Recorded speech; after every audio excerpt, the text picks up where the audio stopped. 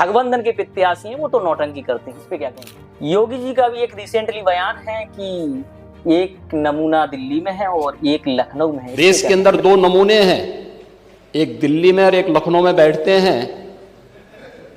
जब देश में कोई चर्चा होती है तो तुरंत वह देश छोड़ करके भाग जाते हैं। इस पे क्या कहेंगे? विपक्ष कहता है कि कांग्रेस से जब भी आप टिकट मांगते हैं, चाहे वो किसी का भी, कांग्रेस आपको तुरंत दे देती है, लेकिन उनको विधायक भी बनना है, उनको पार्षद भी बनना है, उनको महापौर भी बनना है, उनको सांसद भी बनना है, उनको मंत्री भी बनना है। हमारा ये हमेशा दुर्भाग्य रहा कि केंद्र में सरकार रही, राज्य में नहीं रही।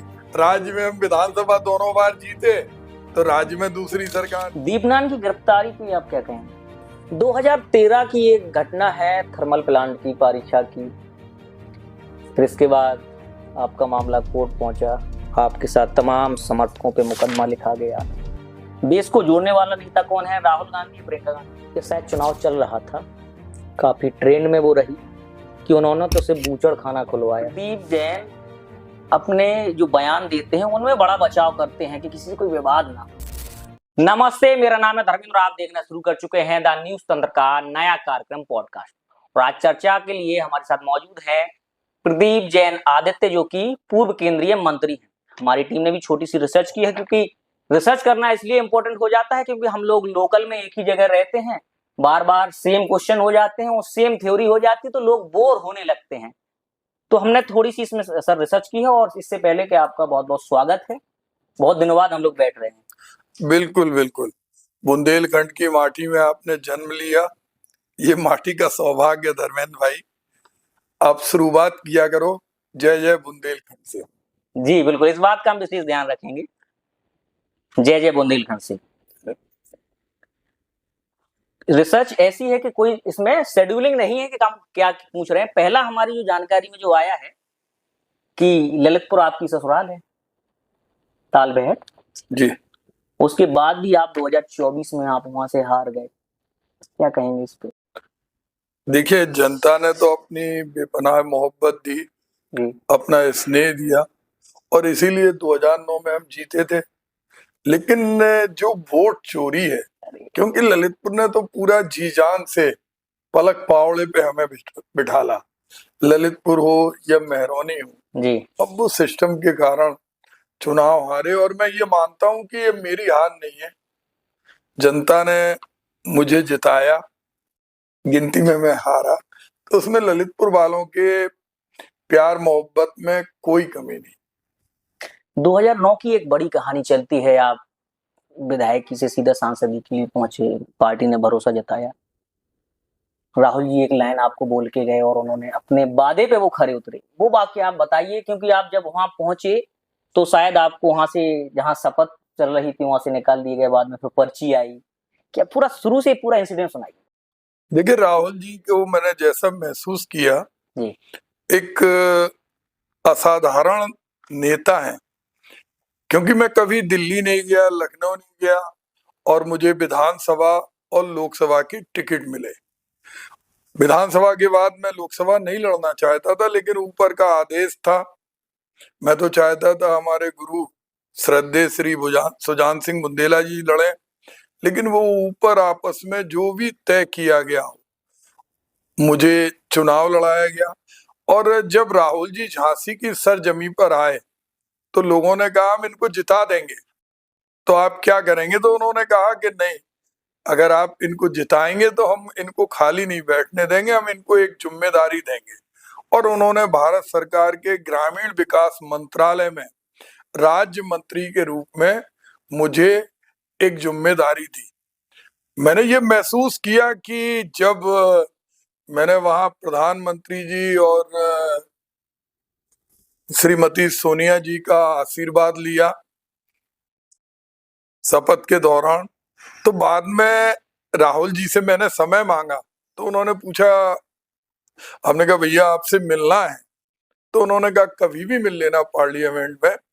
और अगले दिन हम उनसे मिले जी। तो मैंने, भैया आपने हमें ये जिम्मेदारी दी, आपने पहले सांसद का टिकट दिया, फिर उसके बाद आपने भारत सरकार में एक जिम्मेदारी दी, उन्होंने कहा नहीं वो आपके काम करने के आधार पर दिए। जिस तरह उन्होंने कुछ किया ही नहीं। अगर एक आदमी अगर किसी को सभासद का टिकट भी देता है जी और अगर उसके चुनाव में कोई उसको जिम्मेदारी देता है तो 10 पीढ़ी तक उसके परिवार के लोग जताते हैं, लेकिन उन्होंने इस बात को बिल्कुल इग्नोर कर दिया। और मैंने देखा किस तरह से वो बिल्कुल, हमने पूछा उनसे, हमने भैया इसमें हमें करना क्या है? कहले जो आपके कैबिनेट मंत्री का है और उसके अंदर संगठन के अंदर जो आपके प्रदेश अध्यक्ष और इंचार्ज सेक्रेटरी का है। और मुझे वो वाक्या आज भी याद है कि जब उत्तर प्रदेश में विधानसभा चुनाव की तैयारी में जी जाते थे तो गाड़ियों के काफिले जाते थे, चूंकि हम लोग साथ में बैठते थे तो रास्ते में कहीं भी सुबह से चले, बीच में कहीं खाने का समय हो गया तो कहीं भी वो गाड़ी रोक लेते थे। किसी खेत पे गाड़ी रुकी, बाकी पीछे का काफिला रुक जाता था। जो उनके बिल्कुल कैंपेनिंग में भाग लेने वाले लोग थे वो लोग आ जाते थे और हम लोग खेत में, सबसे पहले राहुल जी का मैंने देखा, अगर गाड़ी के अंदर भी कोई चीज किसी को दे रहे तो सबसे पहले वो जो ड्राइव कर रहा उसको देते थे, जो और लोग बैठे हों उनको देते थे और बाद में खुद लेते थे। टिफिन आ जाता था टिफिन के अंदर, और मैंने देखा जब खेत के अंदर हम लोग पहुंचते थे तो वो खुद ही सबके सामने सर्व करते थे। ऐसा लगता था कि ये कैसे इतना बड़ा व्यक्ति किस सरलता से, कितनी आत्मीयता से हम लोगों को भोजन दे रहे। और मैंने एक दिन, मुझे खुद बहुत शर्मिंदगी हुई। क्या होता था कि धर्मेंद्र भाई, जी जैसे खाने के बाद हम लोग बुंदेलखंड के लोग अगर कहीं अचार खाया तो गिरा देते, हाँ हाँ गिर गया। या मिर्च खाई तो मिर्च का डंठल फेंक दिया, या कुछ भी हाँ पानी पिया तो वो थर्मोकोल का गिलास फेंक दिया। अच्छा, राहुल जी का मैंने देखा कि वो जी स्वच्छता के प्रति बहुत जी जागरूक रहते थे। गाड़ी में एक पॉलीथीन चलती थी, जी उस पॉलीथीन के अंदर जितना डिस्पोजेबल आइटम था, चाहे गाड़ी के अंदर का हो चाहे बाहर हो, वो नीचे रख देते थे। साथ में जो भी रहता था तो वो नीचे रख दिया। अब मुझसे क्या गलती हुई कि मैंने खाना खाया और खाना खाने के बाद किसी ने भी कोई चीज खेत में नहीं फेंकी, क्योंकि उन्हें लगता था ये अन्नदाता का खेत है और यहाँ पे कोई चीज, और गलती से चूंकि मेरी हैबिट नहीं थी, मैंने वो थर्मोकोल का गिलास खेत में फेंक दिया। उनकी महानता देखिए, उन्होंने किसी से नहीं कहा, खुद उठाया। उन्होंने उठाया और उसी डस्ट बैग में डाल दिया। और कोई वो नहीं किया कि नहीं आपने ये गलत किया। मुझे उस दिन से मेरी ऐसी हैबिट पड़ी और मैंने देखा जिस खेत में हम लोगों ने खाना खाया था उस खेत के अंदर एक भी व्यक्ति का कोई दाना नहीं छूटा था कि खेत का मालिक कहे कि मेरे खेत में ये छोड़ के गए। तो मैंने देखा उनके अंदर सरलता, स्वच्छता और निरअहंकारता कूट कूट के भरी थी। और बहुत सारे ऐसे अनुभव हैं जिन अनुभवों में मैंने देखा कि राहुल जी कभी किसी को जताने का काम नहीं करते। जब मुझे, चूंकि मैं टिकट नहीं चाहता था लोकसभा का, लेकिन लोकसभा में बार बार जब कहा गया, माननीय पूर्व मुख्यमंत्री दिग्विजय सिंह जी ने कहा कि नहीं, सारे लोगों ने तय किया है कि आपको चुनाव लड़ना है। हमने कहा हम दूसरी बार विधायक बने थे, हमने कहा विधायक हम पूरी 5 साल विधायक ही करें। उन्होंने कहा नहीं, वो लड़ना है। अब चूंकि पार्टी का निर्देश था, कहने लगा आपको मानना पड़ेगा। तो मैंने पूरे समय में देखा, जब वो मीटिंग करने भी राहुल जी आते थे तो एक एक चीज इतनी करीने से समझते थे इतने गहराई से समझते थे कि जिससे लगता था कि उनका बहुत, और चुनाव के समय ही उन्होंने पूछा बुंदेलखंड की क्या स्थिति है, बुंदेलखंड के अंदर रोजगार कैसे हैं, बुंदेलखंड की खेती कैसे है। और फिर मैंने देखा जब हम जीत भी गए, मंत्री भी बन गए, तो वो उन्होंने बुंदेलखंड पैकेज के लिए एक टीम भेजी।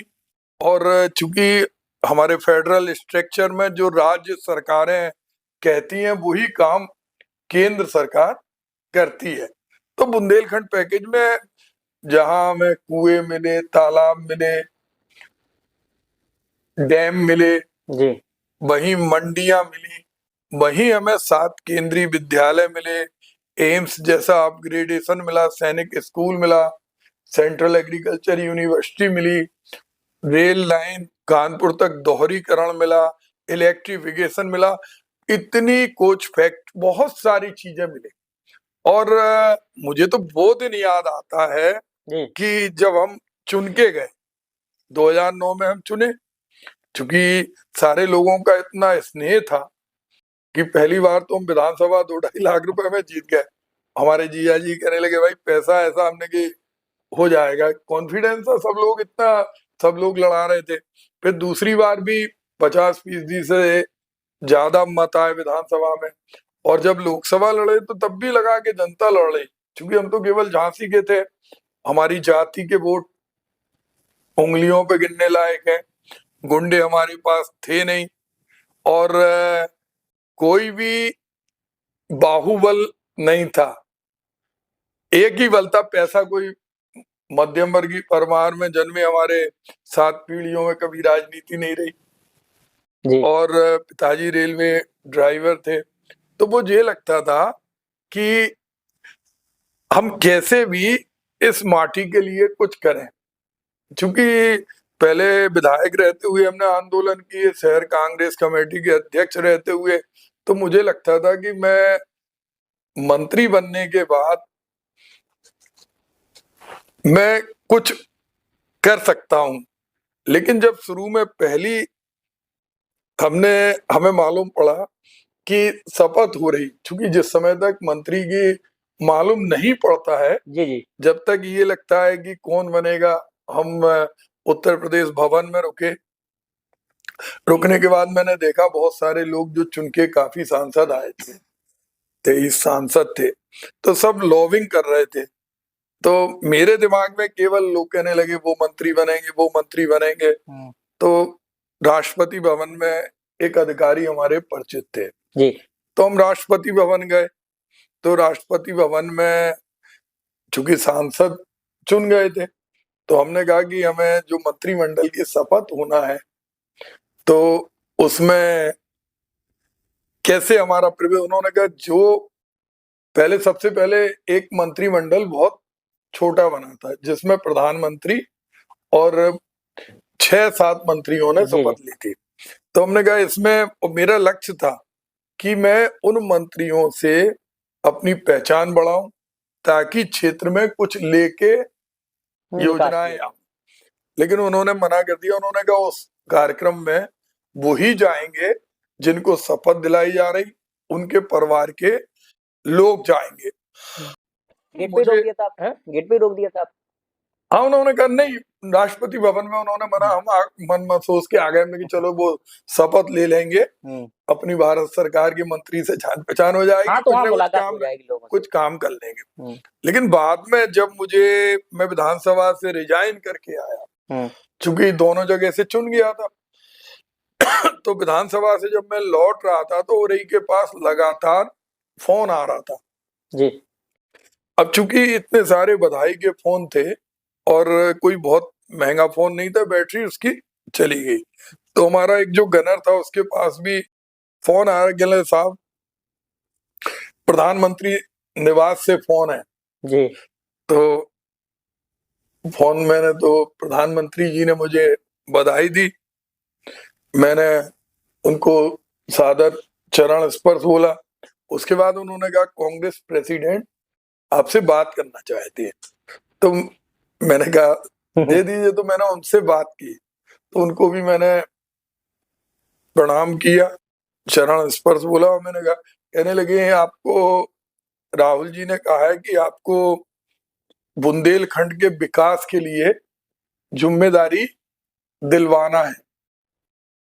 तो मुझे एहसास हुआ कि राहुल जी ऐसे व्यक्तित्व हैं जो कहते हैं और वो करते हैं। और फिर मुझे उस शपथ ग्रहण में जब मैं परिवार के साथ गया तो मुझे याद आया कि जब पहली बार शपथ ग्रहण हुआ था एक शॉर्ट मंत्रिमंडल का, तो मैं अंदर जाने के लिए बेचैन था, लेकिन एक मौका मिला और फिर मैं लगातार प्रयास करता रहा कि कैसे भी इस बुंदेलखंड के लिए मैं जो कर सकता वो मैं करूं। जी, आप देख रहे होंगे कि बड़ी चकाचौंध वाला राजनीतिक लोगों का जीवन हो गया है। 5-5, 10-10 फॉर्च्यूनर, बड़ा काफिला। आप इतना हल्के होके चलते हैं, आपने अपनी ख्याति बना ली है स्कूटर वाले नेताजी के नाम पे। कैसा लगता है? नहीं, मुझे ये लगता है कि ये सारी चीजें टेम्पररी है। परमानेंट तो आप इस माटी के बेटे हैं, इस माटी के भाई हैं, और जो आपकी हैसियत है, जो आपकी औकात है, जी, उसको नहीं भूलना चाहिए। आज किराए के आदमी लेके या प्रलोभन में आदमियों के साथ 20 गाड़ी 25 गाड़ी, लेकिन आप स्थायी रूप से नहीं चल सकते। आपको लोग भी पसंद नहीं करते कि ज्यादा लाव लश्कर से, क्योंकि लोग चाहते हैं सीधे जुड़े, सीधी मुलाकात हो, सीधी मीडिएटर बात। का सिस्टम खत्म हो जाए। हाँ, इसीलिए कभी मन में भी नहीं लगता कि बहुत उससे जाएं। बहुत सारे साथी जब कहते हैं तो हम लोग 2-3 गाड़ियों से चले जाते, लेकिन उन गाड़ियों से कनेक्टिविटी में बहुत दिक्कत पड़ती है, क्योंकि हम उनमें ही उलझ जाते हैं। तो हमेशा, और स्कूटर सबसे ज्यादा इजी रहता। जैसे शहर में जो ट्रैफिक व्यवस्था है बहुत ही अच्छी नहीं है, चाहे स्मार्ट सिटी हो चाहे पहले का समय हो, अब तो बहुत ही बद से बदतर हो गई। तो गाड़ी आप लेके जहां जाओगे वो आदमी गाली बकेगा। अब गाड़ी लेके निकल गए कि वो आ नेताजी गए, अपना काफिला लेके ये घूम निकल रहे गए। हैं, यहाँ जनता गड़ी हुई है। हाँ, तो वो एक हमेशा एक भाव रहा कि हमारा पहुंचने का टारगेट है, साधन क्या है हमारा, उस पर दिमाग कभी नहीं था।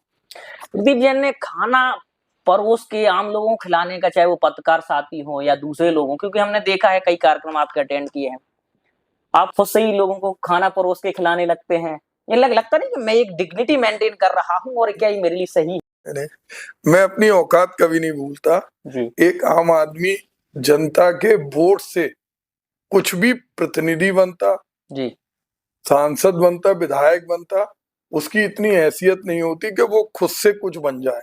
जब बनाने वाले के प्रति अगर आप इस तरह के भाव रखें, क्योंकि पहले तो राजे महाराजे माँ की कोख से पैदा होते थे, अब तो जी, लोगों के वोट से होते हैं। तो जो लोग हमें बना रहे तो वो तो हमारे मालिक हैं, हम तो उनके सेवक हैं। तो एक सेवक अगर मालिक के प्रति एहसान फरामोश है और उसको डिग्निटी का नाम दे, जी, इससे गंदी बात कोई हो नहीं सकती।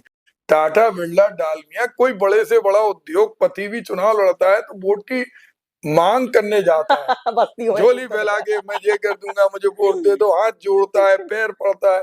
तो भाई ये बात कुछ दिनों बाद कैसे किसी को भूलना चाहिए। कोई आदमी माँ की कोख से पैदा हो, माँ को ही गाली बकने लगे, माँ को ही तिरस्कृत कर दे, तो ये तो बहुत गंदी बात है। तो मैं ये बात जानता हूँ कि बनाने वाला मालिक हमारा मतदाता है, निवासी है। तो उसके प्रति हम अगर खाना परसें, हम उसके सुख दुख में जाएं, बराबरी से बैठें, जी। तो वो हमारा धर्म है, कर्तव्य है। प्रदीप जैन को देख के कई नेताओं ने अपना बिहेवियर बदल लिया है। बड़ा पहले जो अपने आप को बड़ा मतलब वीआईपी मूवमेंट में अपने आप को रखने का प्रयास करते थे, अब इतना आम जैसा जैसे आप आसानी से अवेलेबल हो जाते हैं लोगों को, शायद अब वो लोग भी प्रयास कर रहे हैं, वो भी आसानी से मिलने लगे हैं। पहले सालों साल लोग गायब रहते थे।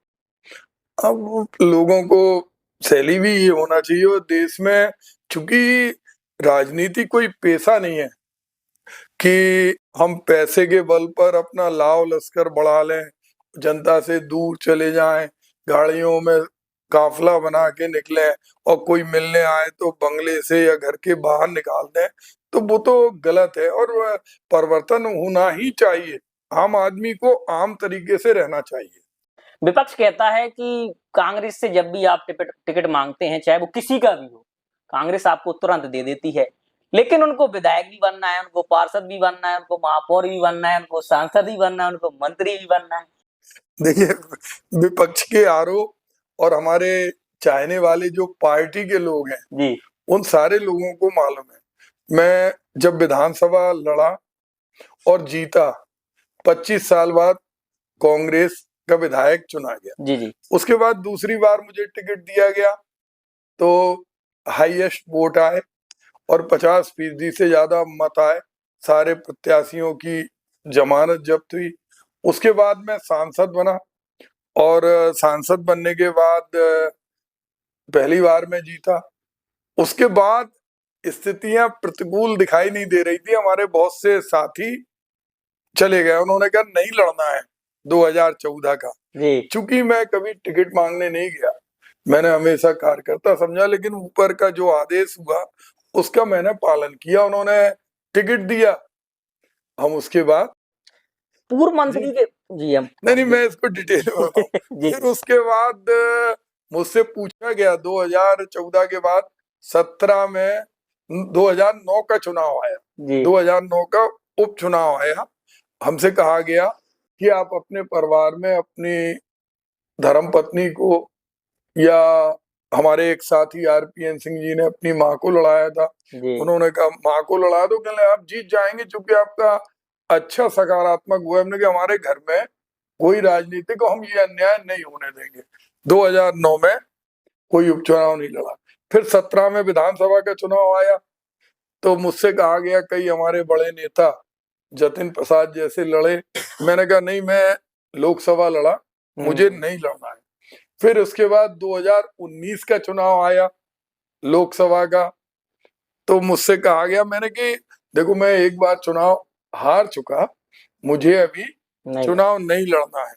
और चूंकि ओपिनियन ऑब्जर्वर होने ली, तो मैंने कहा मुझे नहीं लड़ना है। और हमारे गठबंधन से कुशवाहा जी चुनाव लड़े जी और चुनाव लड़ने के बाद हम लोगों ने पूरी ताकत लगाई, लेकिन परिणाम उतने सुखद नहीं रहे। बीच में क्या हुआ कि झांसी के अंदर महापौर का चुनाव आया जो मैं नहीं लड़ने, जब मैं विधानसभा जी, नहीं जी। लड़ना चाहता था। यही चुनाव चर्चा का विषय हाँ, बना। वो फिर उसमें क्या जबरदस्ती हमें फंसा दिया। सारे लोग बैठे, उन्होंने तय किया, उन्होंने कहा कि विधानसभा हो या महापौर हो सब बराबर है, वो पार्टी को जरूरत है। अरे मैंने की भाई मुझे ना लड़ना है, मैं चाहता उस चुनाव को अरविंद वशिष्ठ लड़ेंगे क्योंकि बहुत दिनों से जुड़े थे। हाँ पुराने वो मैंने उन लोगों ने तय किया, मैं लखनऊ गया, राज बब्बर जी से मिला, जी गुलाम नबी आजाद से मिला। मैंने कहा कि मुझे चुनाव नहीं लड़ना, ना मुझसे मतलब ना प्रयोजन।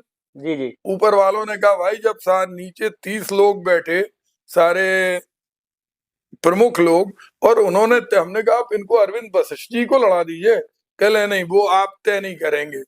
और मुझे एक चक्रव्यूह में, अच्छा फिर उसमें जो हमारे चाहने वाले थे जी उन्होंने जो कर सकते थे, मतलब चूंकि योगी जी 2 बार आए लेकिन हमारी पार्टी का कोई नहीं आया, जी पहले उन्होंने अपराधी बना के खड़ा कर दिया कि साहब इन्हें तो, मैं एक भी टिकट मांगने नहीं गया। अच्छा दूसरी बात, मुझे जब मैं लोकसभा या उसके समय भी मैं ऊपर के निर्भर रहा, मैं 17 में नहीं लड़ा विधानसभा, 2009 में मेरे घर का नहीं लड़ा।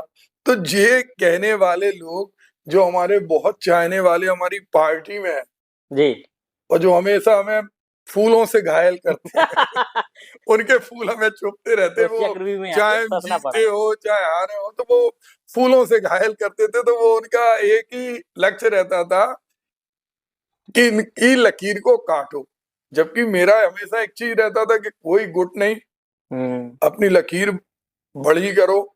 और फिर उसके बाद उसमें चूंकि एक षड्यंत्र था और वहां योगी और पूरे फुल फ्लैश सारे लोग लग गए। अच्छा, फिर उसके बाद में फिर 22 का चुनाव हुआ विधानसभा का, जी, फिर मुझसे कहा गया। फिर लड़ो। अच्छा, फिर उसके बाद मैंने कहा भाई मुझे नहीं लड़ना राजनीति।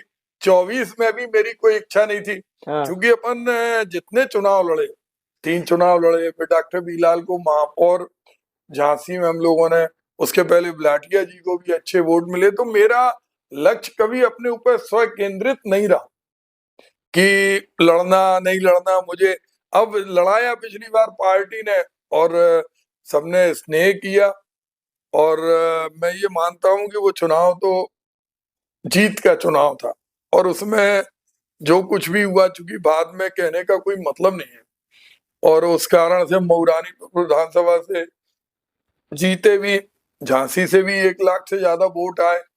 तो ये जो हमारे विरोधियों के साथ मिलकर जो हमें फूलों से घायल करते हमारी पार्टी के ही लोग हैं, तो वो लोग इस तरह के र्यूमर के उन्हें सब चुना। भाई मुझे नहीं लड़ना, मैं पहली बार विधानसभा भी मांगने नहीं गया, लोकसभा भी नहीं गया। उसके बाद अच्छा, और जो लड़ता है उसके लिए हम पूरे जी जान से करते हैं। अरविंद वशिष्ठ जी शायद इसी बात से उस समय नाराज हो गए थे कि आप उन्हें पार्टी भी छोड़ दी नहीं, थी। उनका स्वाभाविक था, उन्हें लगता था, लेकिन उन्होंने गलत किया। उन्हें उन्हें पेशेंस पार्टी थोड़ा पर भरोसा करना चाहिए था। मान लो आज अगर हम देखें तो अरविंद वशिष्ठ बहुत अच्छे व्यक्ति थे, पार्टी में रहते तो बहुत आगे तक जा सकते थे। मान लो उस समय हमारे छोटे भाई राहुल फिर भी रिछारिया को टिकट जी, मिला। अब रिछारिया जी की इतनी बड़ी विरासत है, ईमानदारी की विरासत, तो उस बार भी मुझे लगा था कि जिस तरह से लड़की हूँ, लड़ सकती हूँ मैं, भीड़ आई थी, जी, और जिस तरह से उनके परिवार का एक समर्पण है, उनको मुख्य लड़ाई में होना चाहिए। उस समय से मुझे लग रहा था कि कहीं ना कहीं जो वोटिंग का सिस्टम है, उस सिस्टम हम लोगों की पकड़ के बाहर है, क्योंकि जिस तरह के वोट मिले, मैं कतई उस पर विश्वास नहीं कर सकता, क्योंकि राहुल के व्यक्तित्व में कोई कमी नहीं थी, और जो माहौल था वो ऐसा नहीं था कि ऐसे वोट मिले। तो कहीं ना कहीं वो इनके पास ग्रिप है, चुनाव की ग्रिप है। अब वो चाहे अब वोटर लिस्ट कराएं, ईवीएम कराएं, प्रशासन की कराएं, सेंट्रल से जो सीआर लिखी जाती है अधिकारियों की, आईएएस की, कोई ना कोई है इनके पास ताकत, क्योंकि जो माहौल होता, उस माहौल के अपेक्षाकृत परिणाम बिल्कुल ही वैसे आते हैं। अब आप मुझे एक चीज बताइए कुशवाहा जी, जी, कितने खूबसूरत ढंग से इस देश की संपदा बेचने का काम हो गया। सुप्रीम कोर्ट के अंदर 688 किलोमीटर की अरावली पहाड़ियां, जिन पर खनिज का अकूत भंडार है, क्योंकि वो 200 लाख साल पुरानी पहाड़ियां हैं, उसमें माइनिंग, उसमें सुप्रीम कोर्ट को जो रिकमेंडेशन दी, उन्होंने कहा जो एक्सेप्ट 100 कर लिया। मीटर की ऊंचाई है वो अरावली। अब केमासन देवी के सही बात। नीचे अगर आप थोड़े सोच रहे वो केमासन नहीं कहलाएगा, लेकिन उन्होंने कर दिया। अब एक तरफ से वो अरावली की डेफिनेशन से बाहर आ गए एरिया, 10% केवल ऊंची चोटी है, अब उसको अपने हिसाब से माइनिंग पे दे देगी सरकार। तो पूरा उनके पास ग्रिप है, पैसे पे ग्रिप है, संसाधन पे ग्रिप है, और इलेक्शन पे ग्रिप है, और फिर उनसे जूझना पड़ता हमें। तो यही कारण है कि चुनाव जनता जिताना चाहती और हार जाते। जैसे आपके खुद के बाढ़ में हुआ है। देखिए, वो बाढ़ के अंदर वो उन्होंने जो घोषित किया वो गलत है। सही बाढ़ में हम जीते थे, और लेकिन बाढ़ के अंदर भी मैं बताना चाहता हूं कि 170 वोट करीब अभी काटे, इस बार अभी काटे उन्होंने। नहीं जी, अभी जो चल रहा, हाँ एसआईआर में। वो जाने कहाँ के थे, कैसे थे, हम लोग खुद गए, हमने देखा। जी, तो वो तो एक बहुत बड़ा कॉन्स्पिरेसी है। जी, जी, मुख्यमंत्री जी खुद कहते भाई अपने अपने वोट देखो, कटे नहीं और जुड़े। तो वो कहीं ना कहीं एक खेल है, और उस खेल में वो सफल भी होते हैं। 2013 की एक घटना है थर्मल प्लांट की परीक्षा की। फिर इसके बाद आपका मामला कोर्ट पहुंचा, आपके साथ तमाम समर्थकों पे मुकदमा लिखा गया, कोर्ट में आपको सजा। इसके बाद आप लोग मुचलके पे बाहर, क्या घटना थी वो, किसके विरोध में थे, क्या मांगे थी? देखिए, मैंने कभी किसी पद को अपने ऊपर हावी नहीं होने दिया। मुझे लगा कि मैं बुंदेली माटी का बेटा हूँ, जी। इस माटी का मेरे ऊपर ऋण है और यहाँ की मूलभूत सुविधा, चाहे बिजली हो, पानी हो, स्वास्थ्य हो, शिक्षा हो, सड़क हो, कानून व्यवस्था हो, इनमें अगर किसी भी व्यक्ति को समस्या हो रही तो वो समस्या मेरे परिवार के सदस्य को हो रही। और मैंने जब बिजली के लिए पहले भी आंदोलन किया, तो जब मैं विधायक था, चूंकि सुनते नहीं थे अधिकारी, हमारा ये हमेशा दुर्भाग्य रहा कि केंद्र में सरकार रही, राज्य में नहीं रही। राज्य में हम विधानसभा दोनों बार जीते, तो राज्य में दूसरी सरकार, तो अधिकारी सुनते तो थे लेकिन करते नहीं नो थे। एंट्री, कोई काम नहीं बना। अब वो पहले हजारी में लगा दिया, हजारी में सिर्फ पूछने गए थे, उन्होंने कहा आपने वो जो मीटर का ये किया, इससे 40 लाख रुपए का नुकसान हो गया। भाई, कौन सा कैलकुलेटर का मीटर था? वो तो झांसी की महान जनता सड़क पर उतर के आई। एक सड़क के किनारे बैठा हुआ हमारा चौधरी भाई बैठा, तो वो निकाल के दे रहा कि ये 30 ले लो। सब्जी मंडी जा रहे हैं हम, तो वो कह रहे आपको 40 लाख रुपए का जुर्माना भरना है। मतलब मेरे पास कम से कम उस समय भी लाखों रुपए के लोगों को पैसा देने का सिलसिला हो गया था। वो कह रहे नहीं, आपने मेरी लड़ाई लड़ी, आप पे 40 लाख रुपए का जुर्माना हुआ, लेकिन न्यायालय में जीत हुई क्योंकि कोई नुकसान हुआ ही नहीं था। मैंने जनता के बहुत सारे लोगों ने पैसे जबरदस्ती मेरे घर पे रख दिए थे, कोई लिफाफे में रख गया, कोई 600 रुपए, कोई 800, कोई 30 रुपए, कोई 20 रुपए। मैंने कि भाई लगना, कह ले जब आप फ्री हो जाओगे हमें लौटा देना। तो बहुत महान जनता है, मैं तो उसका ऋणी हूँ। उसके बाद जब मंत्री बने तब भी वो स्थिति कारगर रही। वो मुकदमा खत्म हुआ तो मैंने देखा वहां पारीछा में हम लोगों ने अनुमति ली। अनुमति लेने के बाद पारीछा के सामने हम लोगों ने प्रदर्शन किया और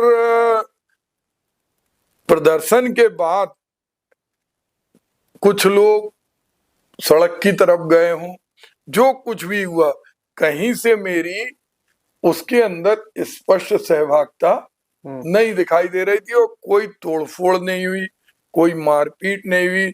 लेकिन धरना हमारा शाम के खत्म हो गया, रात के एक FIR लिखा दी क्योंकि वो सरकार राज्य की हमारी नहीं थी और उसमें संख्या हजारों की संख्या में थे।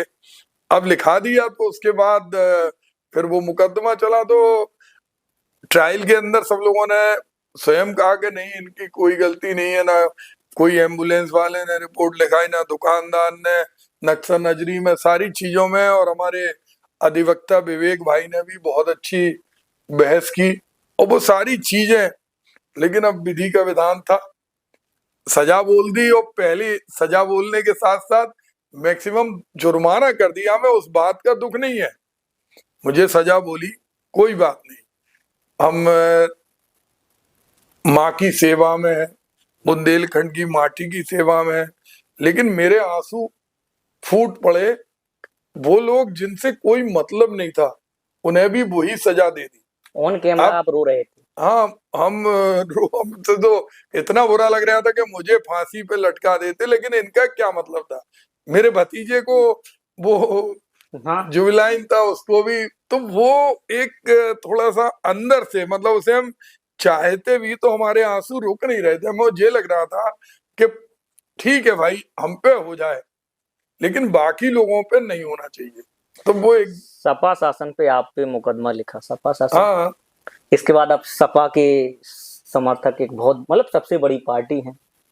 देखिए, सपा वालों ने अभी हमें बहुत अपना स्नेह दिया जी। उनका बहुत सहयोग मिला और चूंकि जो निर्णय होते हैं वो ऊपर से होते हैं और एक मुद्दे के लिए हम लोग साथ थे कि भाई हमें डिवीजन नहीं करना है, हिंदू मुसलमान नहीं करना है जी। छोटे छोटे इशू हमारे हों। और उस समय चूंकि अधिकारियों ने लिखाया, जो अधिकारी उस समय थे जो अपनी वाई चाहते थे, तो उन अधिकारियों ने सपा शासन में मुकदमा मुझ पे लिखवाया और सपा शासन में ही मैं विधानसभा में चढ़ के बोला, मैंने अपनी बात रखी मुख्यमंत्री जी के सामने कि लाइट के लिए इस तरह से मुकदमा नहीं लिखना चाहिए। पुनिया जी हमारे थे तो हम गए भी, हमने बताया, तो अधिकारियों के कारण सारी चीजें ये हुई थी। और हम लोग चूंकि एक वर्कर है, जो ऊपर तय किया जाता है ऊपर भी मैं ये मानता हूं कि राष्ट्र हित को पहले रखा जाता है।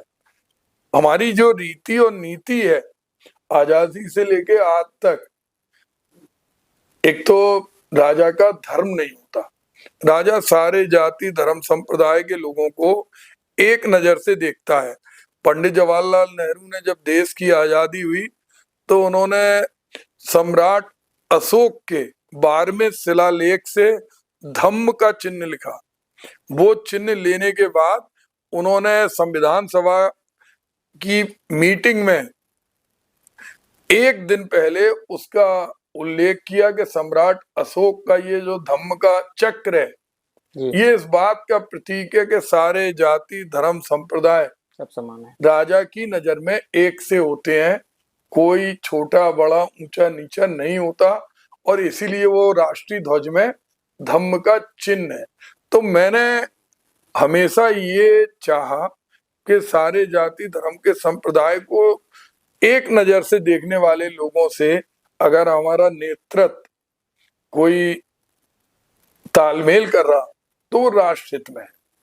जी। वो बयान शायद आपने भी सुना हो, वर्तमान सांसद ने एक बात कही थी चुनाव खत्म होने के बाद, कि शायद चुनाव चल रहा था, काफी ट्रेंड में वो रही कि उन्होंने तो सिर्फ बूचड़ खाना खुलवाया है। आप तक आई थी बात?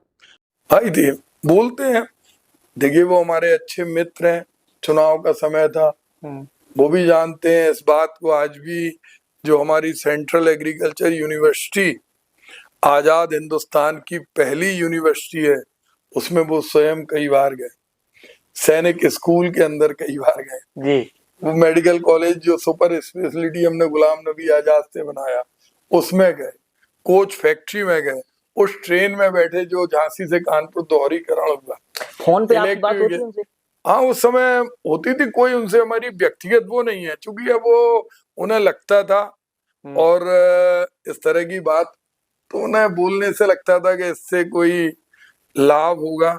लेकिन सब जानते हैं कि प्रदीप जैन आदित्य ने जो काम किए हैं वो उसी जनता के आशीर्वाद की वजह से, और मैं तो कभी सोया नहीं जब झांसी के स्वाभिमान को ललकारा गया, स्टेशन का नाम बदला गया, तो मेरे ऊपर भले ही मुकदमा लिखा हो, मैं प्लेटफॉर्म पे जाके वो नाम लिखाया।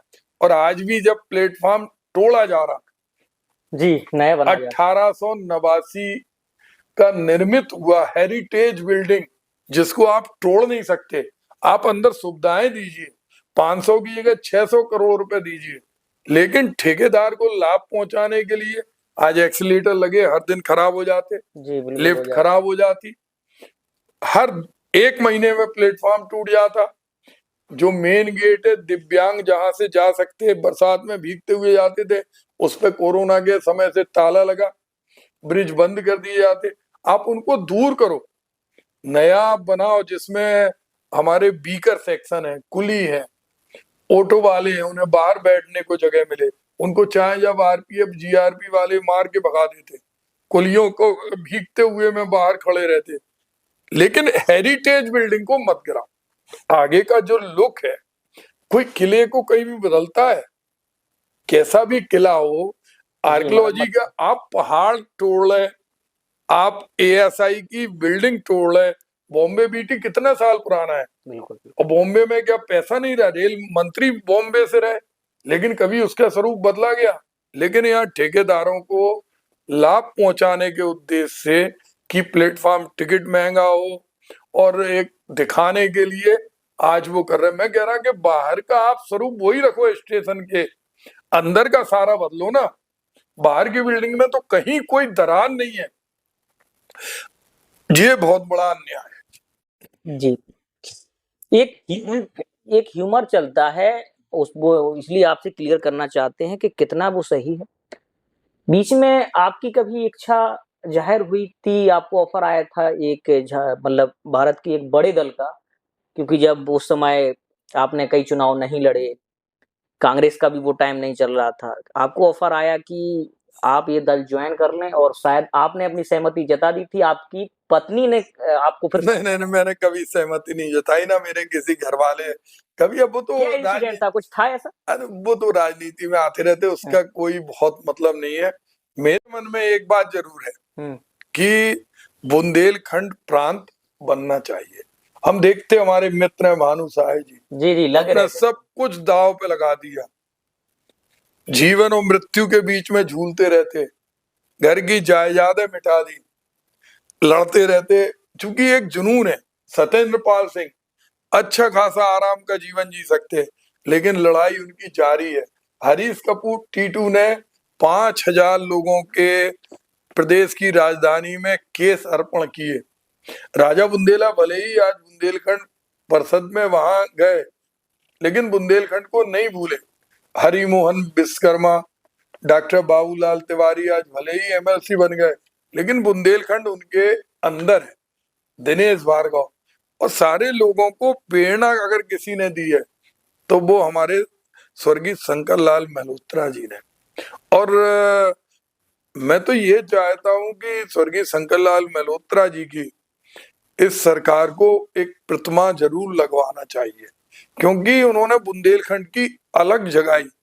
और बुंदेलखंड प्रांत चूंकि भारतीय जनता पार्टी के बड़े बड़े नेता बोल के गए, बनाना चाहिए। लोग हमसे कहते, हमने कहा जब हम विधायक थे, मैं विधानसभा में मैंने प्रस्ताव रखा, लोकसभा के अंदर मैंने बुंदेलखंड की बात की, लेकिन और हमारे जो बुंदेलखंड के चाहे मध्य प्रदेश के सांसद हों, उत्तर प्रदेश के सांसद हों, जो दल राजनीति में उत्तर प्रदेश में थे, मध्य प्रदेश में थे, वो नहीं चाहते थे। और केंद्र सरकार जो कांग्रेस की सोच है, वो संघीय ढांचे को जबरदस्ती कोई चीज नहीं थोपना थी। इसी कारण से उस समय बुंदेलखंड प्रांत नहीं बन पाया। लेकिन मैं चाहता हूं कि बुंदेलखंड राज्य बने। हमारा मिनरल, हमारा एम्प्लॉयमेंट, हमारे हेल्थ सेक्टर, हर सेक्टर में अपार संभावनाएं बुंदेलखंड में है। इतना बुरा लगता है कि जब मजदूर यहाँ से ट्रेन में जानवरों की तरह जाते हैं, वहां पाइप में लेटते हैं, बीमारी लेके आते हैं, घर बिक जाता है। और सरकार की सोच देख रहा है, आज मनरेगा खत्म कर दी उनने, मनरेगा वो कानून हटा दिया, क्योंकि उन्हें तो नफरत है, उन्हें नफरत है उन सारी योजनाओं से जो गरीब लोगों को मुख्य धारा में ला रही। उन्हें कॉरपोरेट एक सीधा है, आप समझो, कांग्रेस की सोच थी पैसे वालों से, धन्ना सेठों से चीजें ली जाए और सरकार के माध्यम से गरीब व्यक्ति को दी जाए। राजाओं का प्रिवी पर्स था, श्रीमती इंदिरा गांधी ने एक दिन में बंद कर दिया था। उन्हें लगा कि आम जनता का पैसा, जो राजे महाराजों को जो सुविधाएं मिल रही, वो ठीक नहीं है। अब राजे महाराजे कॉरपोरेट के रूप में ये सरकार स्थापित कर रही। अब बताइए, बैंक व्यक्तियों के हो गए, पहले राष्ट्रीयकरण हुआ था, व्यक्तियों के हो गए, उद्योग व्यक्तियों के हो गए, नवरत्न कंपनियां बिकती चली जा रही। और तो और अब ये स्थिति भी कर दी कि पूरे पोर्ट, एयरपोर्ट, स्टेशन, और झांसी का स्टेशन बनेगा, इस पे भी किसी उद्योगपति को देने का पहले तय हो गया होगा कि झांसी के अंदर ये स्टेशन बनेगा और ये इनको मिलेगा, जैसे लखनऊ का चला गया अडानी के पास। तो ये हम बड़े आदमियों की चीज गरीब लोगों तक डिलीवर करते हैं, और भारतीय जनता पार्टी सरकार की चीजें और गरीब आदमी को चीजें कॉरपोरेट की जेब में डालती। कैशलेस इंडिया की बात सरकार करती, ब्रांड एम्बेसडर के रूप में देश के सबसे बड़े नेता प्रधानमंत्री की फोटो लगती। अब डिजिटल इंडिया का सत्य लोगों ने देखा। उस डिजिटल इंडिया से आज क्या हो रहा, पूरी इकोनॉमी की स्थिति ये हो गई, एक दिन में चांदी 15,000 बढ़ जाती, सोना बढ़ जाता। कभी ऐसी चीजें नहीं, रुपया गिरता जा रहा, 91 रुपए डॉलर के सामने उसकी कीमत हो गई, क्योंकि कैशलेस। अब गांव के अंदर गुल्लक में दादी माँ के 30 रुपए नहीं है, किसान के पास 250 रुपए रखे रहते थे, वो नहीं है, सब बैंक में है, और वो वर्ल्ड बैंक के नियंत्रण में है। तो आज हमारी अपनी जो छोटी कुटीर उद्योग की, लघु बचत की जो परंपरा थी, उसको इस सरकार ने कुचला, और अब हम बड़े घरानों के रहम करम पे हो गए। और यही कारण है कि आज आप देखो मूंगफली के केंद्र खुले। पिछली बार मुझे मूंगफली खरीद में मुकदमा लग गया, अब वो मूंगफली किसान को मिल रहे 4500 5000 वैसे तो, और जा रही वो 7300 में जी। बिचौलिए खा रहे। यूरिया नहीं दे पा रही सरकार। आप समझो कि यूरिया की बोरी के साथ पीडीएम दिया जाता। हमारे भारतीय जनता पार्टी के कद्दावर नेता संजीव बालियान, क्योंकि हम जानते हैं कि माटी के अंदर यूरिया के संग अगर पोटाश डले तो पोटाश कनाडा में है, रूस में है, वहां माइंस में है। पीडीएम आप देते हैं तो पीडीएम के अंदर कोई पोटाश नहीं है, गन्ने की लुगदी है। अब आप यूरिया की बोरी 260 रुपए की, संग में आप एक पोटाश की वो बोरी पकड़ा दी पीडीएम की बालियान जी की। अब आप उसे जमीन में डालोगे, आप फेंक दोगे कूड़ा घर में, आपको खाद कितने की पड़ी? 760 की। अब वो रिटेलर रख लेता, होलसेलर रख लेता, बफर रख लेता, और मार्केट में खाद 400 रुपए की मिल रही, 450 की मिल रही। तो ये लाइन में लग रहा है, किसान मर रहे, फसल बीमा हो रहा, तो जो एक्चुअल किसान है, देश किसानों का, अन्नदाताओं का है, उनको कुछ मिलता नहीं है, फर्जी वितरण हो रहा। 1 रुपए मिल रहा, एक्चुअल किसान को 2 रुपए मिल रहा। 2019, 20, 21, 22 कोई सिस्टम नहीं है। और इन पर बुलडोजर नहीं चलाती सरकार, इनकी सीबीआई जांच नहीं हो रही।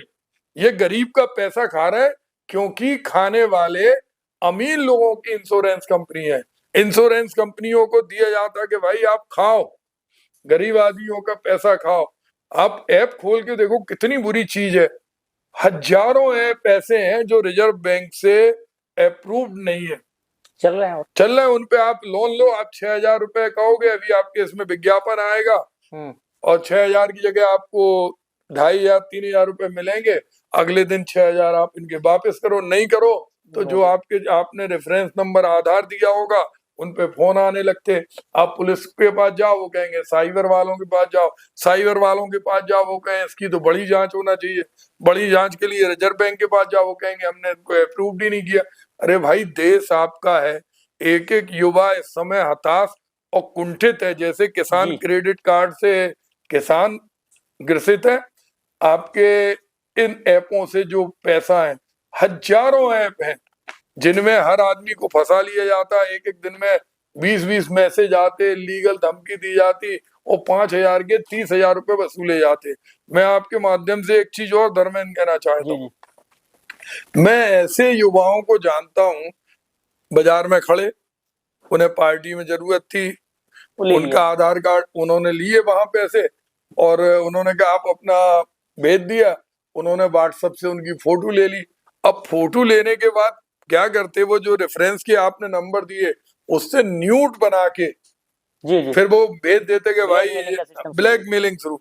सरकार का कोई इस पे दिमाग ही नहीं है। शराब की दुकानें आप देख लो, कहीं ऐसी जगह नहीं है जहां शराब नहीं। अब तो वाइन मार्केट, वाइन बाजार, मंदिर के बगल में, अस्पताल के बगल में।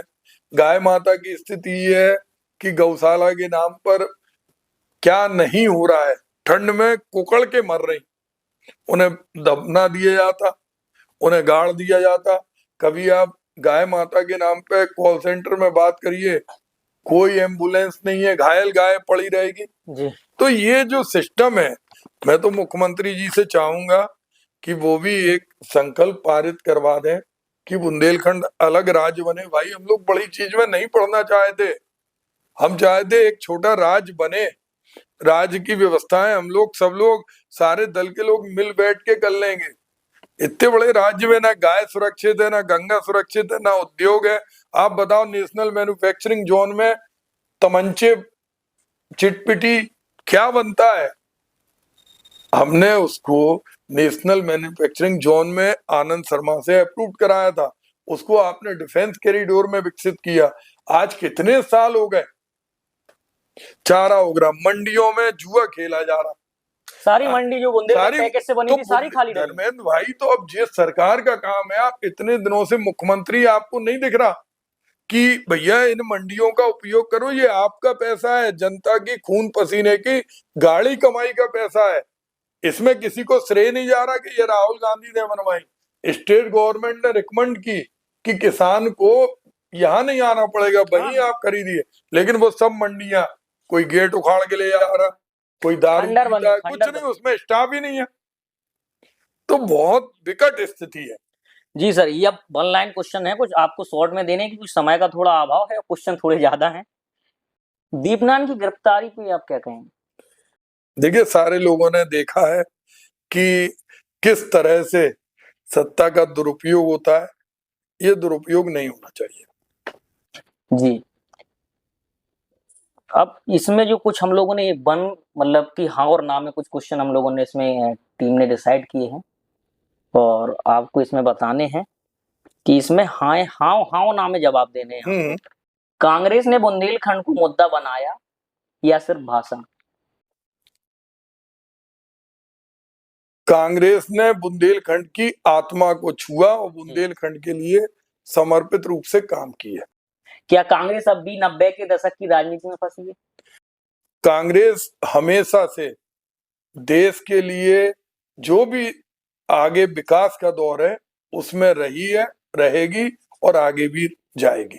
क्या बुंदेलखंड को आज तक पूरा हक मिला? कांग्रेस सरकारें पलायन और मतलब पलायन तक नहीं उस समय रोक पाई, क्योंकि उस समय से पलायन कांग्रेस के समय में कभी नहीं था। कांग्रेस ने सारे कुटीर उद्योगों को जीवित किया, सूती मिलें लगाई, जितना भी पलायन हुआ है इसकी तो पूरी स्टडी है कि वर्तमान समय में हो रहा है।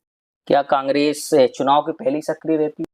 हमेशा 24 घंटे कांग्रेस काम करती है। आपने चाहे कोरोना में जब दुख दर्द के समय लोग भटक रहे थे तो कैंप लगाया, बसों से प्रियंका जी ने घर पहुंचाया और लोगों के साथ खड़ी दिखाई दी, सरकार सोती रही। क्या कांग्रेस की नीतियां जमीन से ज्यादा दिल्ली केंद्रित रही? कांग्रेस ही एक ऐसी पार्टी है जिसकी नीतियां जमीन से जुड़ी रही, चाहे वो रोजगार कानून हो, सूचना का अधिकार हो, शिक्षा का अधिकार हो, स्वास्थ्य का अधिकार हो, वो अंतिम व्यक्ति से जुड़ी रही। अडानी अंबानी से दूर दूर तक उसका कोई वास्ता नहीं रहा। एक बीड़ा प्रोजेक्ट आया है, आपकी सोच से क्या वो अच्छा प्रोजेक्ट है? देखिए, बीड़ा आए, लेकिन वो इतना बुरा लगता है जब हमारे सांसद जी लोकसभा में जिस समय हम कह रहे थे कि बीड़ा के अंदर उन गांवों की मूल्य सूची में बढ़ोतरी कीजिए, उस समय वो कहते थे बिल्कुल सब ठीक है जी। अब वो संसद में एक दिन बोल रहे हैं कि साहब ये सूची, इसके दाम कम है जी। जब सारे लोगों को मुआवजा मिल गया। अब राज्य में भी उनकी सरकार, जिला प्रशासन भी उनका, अगर उनकी मंशा बीड़ा के लोगों को बड़े दरों पर मुआवजा दिलाना है तो जिन जिन की जमीनें ली गई हैं उनको भी बड़ी दर पे दिलवाएं और आगे रेट लिस्ट में भी संशोधन कराएं। और इसमें भाषण देने की बात नहीं है, क्रियान्वयन करने की बात है। जी, अब 4 से 5 क्वेश्चन और हैं जो फोटो वाले हैं। आपको एक चुनना है, बुंदेलखंड में ज्यादा काम किसने किया है? अनुराग शर्मा ने किया है या चंद्रपाल सिंह यादव ने? एक चुनना है। इसमें आप, चूंकि ऐसा है दोनों लोगों ने काम किए हैं, लेकिन चंद्रपाल सिंह यादव ने भी महत्वपूर्ण काम किए और अनुराग शर्मा भी अभी काम कर रहे हैं। देश को जोड़ने वाला नेता कौन है? राहुल गांधी या प्रियंका गांधी? अच्छा, आपके सवाल ऐसे हैं, दो पहियों में से आपने इस ढंग से बनाए। इसके अंदर चूंकि मैं समझता हूँ देश के नेता राहुल गांधी है। जी, कौन ज्यादा संघर्ष के साथ खड़ा रहा, राहुल गांधी या मोदी? राहुल गांधी। कौन सत्ता से ज्यादा सड़क पर दिखा, योगी जी या मोदी जी? राहुल गांधी। इसमें दो ऑप्शन ही नहीं है। आपने ऑप्शन नहीं रखा, अब आप कहोगे तो दो ऑप्शन रखे थे ना। कौन ज्यादा भरोसेमंद लगता है, सिंधिया, दंबिका पाल? देखिए, विश्वसनीय तो सबसे ज्यादा इस प्रदेश के अंदर अगर हम देखें तो राहुल गांधी ही ऐसे विश्वसनीय नेता हैं। ये दो उन लोगों के लिए क्यों कहा जा रहा है, आप थोड़ा इसको समझे। सिंधिया और जगदंबिका पाल, तो इन दोनों में भरोसेमंद कौन लगता है? हमें तो दोनों ही भरोसेमंद नहीं लगते, क्योंकि दोनों लोग पार्टी छोड़ के गए। यूपी की भविष्य की राजनीति कौन तय कर सकता है, योगी आदित्यनाथ या अखिलेश यादव? मैं ये मानता हूँ यूपी की राजनीति कांग्रेस अखिलेश यादव जी के साथ कांग्रेस ही करेंगे। झांसी में कांग्रेस के नेताओं के लिए मतलब कुछ बचे कुछ नेता ही बचे हैं कांग्रेस के, मतलब ऐसा क्या हो रहा है, कितनी कमी आ रही है? नहीं, देखिए, ये कहना बिल्कुल नितांत गलत है। आज भी अगर अभी भी आप देखते होंगे जी, अगर कोई भी जनता की समस्या होती है, कितने भी मुकदमे लिखे, कितनी भी सजा हो, तो कांग्रेस ही दिखाई देती है और दूसरे दल उसमें उतनी सहभागिता नहीं दिखाते हैं। झांसी को सरकार स्मार्ट सिटी बना रही है, आपको लगता है स्मार्ट सिटी बन गई? महापौर जी खुद ही कह चुके कि 300 करोड़ रुपए का घोटाला हुआ। अभी जो नई नगर आयुक्त आई हैं, उन्होंने डीएल की चोरी पकड़ी जी, उन्होंने कितनी सारी कमियां पकड़ी, लक्ष्मी ताल का खेल पकड़ा।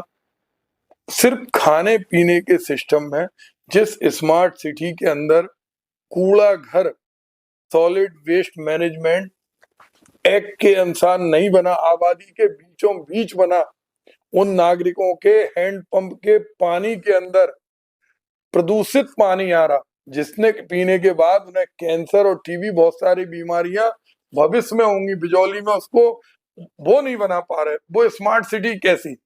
जगह जगह लोगों को स्वास्थ्य से संबंधित समस्या के निदान के लिए अगर कहीं उसे रुकना है, जाना है, वो कोई स्थान नहीं है। सड़कें टूटी हुई पड़ी हैं, पार्किंग नहीं है, और जो पार्किंग बनाई वो ठेकेदार को लाभ देने के लिए बनाई, आज वो खाली पड़ा। नगर निगम के बगल में पार्किंग बनाई, उसमें एक गाड़ी खड़ी नहीं होती, क्योंकि उसका एकमात्र उद्देश्य था ठेकेदार को लाभ देना। बिजौली का तालाब बनाया, कोई जाता नहीं है। लक्ष्मी तालाब में आज तक 4 साल के बाद दुखी कोई नौकायान नहीं होता, सफाई पूरी नहीं हुई, सफाई नहीं होती। तो वो स्मार्ट सिटी तो जो है, बल्कि प्रधानमंत्री जी और मुख्यमंत्री जी ने जब जब इलेक्शन में आए, उन्होंने कहा कि हाउस टैक्स साफ होगा, वाटर टैक्स माफ होगा, वो 4 गुने हो गए। अब तो और एक बढ़िया काम कर दिया उन्होंने चौराहे पे जिनके हाउस टैक्स है, वो जरूर एक उन्होंने सनसनीखेज और डर पैदा करने के लिए, भाई आपके चाहे इतना हो, आपके घर से पाइपलाइन नहीं निकली, लेकिन अब वाटर टैक्स आपको देना पड़ेगा। तो ये लगा रहे हो। बिल्कुल बिल्कुल। तो ये अगर जरा भी इनके अंदर ईमानदारी है, सच्चाई है, तो हाउस टैक्स उन्होंने चुनाव के मैनिफेस्टो में कहा था, वाटर टैक्स उन्होंने चुनाव के मैनिफेस्टो में कहा था। और ये बात ट्रैफिक में वो कटे थे, चालान कटे थे, इन्होंने कहा था, महापौर जी ने कहा था कि हम इसको माफ करेंगे। अब आज ही हमारे सदर विधायक जी ने अमृत पेयजल योजना के भ्रष्टाचार के बारे में सदन में उठाया। हमारे गरोडा विधायक ने भी जल शक्ति मंत्री से पूछा, तो वो खुद ही कह रहे हैं जो सड़क के किनारे वो लगे हैं जिसमें फूल वूल, उसके भ्रष्टाचार, चौकीदार के। तो ये हम लोग विपक्ष वाले नहीं उठा रहे, सत्ता दल के विधायक की विधानसभा में उठा रहे। तो कितनी योजनाएं कारगर हो रही वो दिखाई दे रही। मतलब प्रदीप जैन मानते हैं कि झांसी अभी स्मार्ट सिटी नहीं बना है? हाँ, बिल्कुल नहीं बना अभी। योगी जी का भी एक रिसेंटली बयान है कि एक नमूना दिल्ली में है और एक लखनऊ में है, इस पे क्या कहेंगे आप? देखिए, उनके ऊपर जो चश्मा चढ़ा है वो नमूना नहीं है, वो 2 ऐसे नेता हैं जो किसी परिस्थिति में घबराते नहीं है और हर परिस्थिति को सामना करने में सीना खोल के खड़े होते हैं, चाहे राहुल जी हो और चाहे प्रदेश के नेता अखिलेश जी हो। हमारा अंतिम सवाल, प्रदीप जैन अपने जो बयान देते हैं उनमें बड़ा बचाव करते हैं कि किसी से कोई विवाद ना हो। नहीं, कोई आपने ऐसी चीज ही नहीं पूछी। अब आप कहेंगे कि कोई ऐसी चीज अगर आप पूछें उसमें हम बचाव नहीं करेंगे, लेकिन हम प्रयास ये करते हैं कि जिन विवादों से जिन अकारण विवाद होता है उनका कोई मतलब नहीं होता। एक वीडियो वायरल हुआ था, वर्तमान सांसद ने कहा था कि वो तो नौटंकी करते हैं, हाँ। हालांकि नाम उन्होंने नहीं लिया था, लेकिन प्रत्याशी का उन्होंने जिक्र किया था कि वो जो ठगबंधन के प्रत्याशी हैं वो तो नौटंकी करते हैं। इस पे क्या कहें? देखिए, उन्होंने अपनी मर्यादा लांघते हुए जो शब्द कहे, जी वो उनका दिल जानता है कि हम नौटंकी करते या संघर्ष करते। और अगर सरकार में नौटंकी करने वालों पर सजा लग रही तो इससे बड़ा देश के अंदर काला शासन हो नहीं सकता कि एक नौटंकी वाले को 2 साल की सजा हो रही, 6 महीने की सजा हो रही, मुकदमे लिखे जा रहे हैं दर्जनों। तो जब नौटंकी वाला ही सुरक्षित नहीं है जी तो ऐसी नौटंकी देश का मतलब कोई कानूनी नहीं है। जी। फिलहाल आज की चर्चा में इतना ही, और ऐसी तमाम चर्चाएं हम लोग जब जरूरत लगेगी तब करते रहेंगे। फिलहाल इस वीडियो में इतना ही। चर्चा में हमारे साथ मौजूद थे प्रदीप जैन आदित्य, पूर्व केंद्रीय मंत्री।